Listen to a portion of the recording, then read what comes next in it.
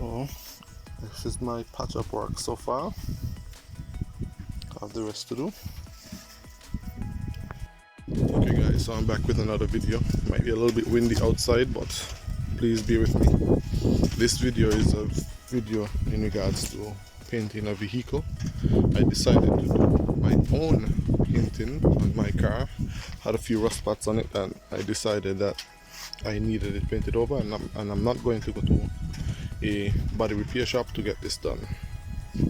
On the side here I had some nicks and knacks, and there were some rust spots. I decided that I needed them fixed. It's an old car, so I said why not try it myself before going to the body shop.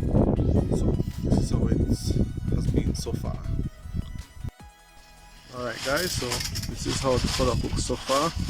I have another stuff primer to put on it, but so far looks okay. And this is the end results. This is one side, and this is the end result. This is one side.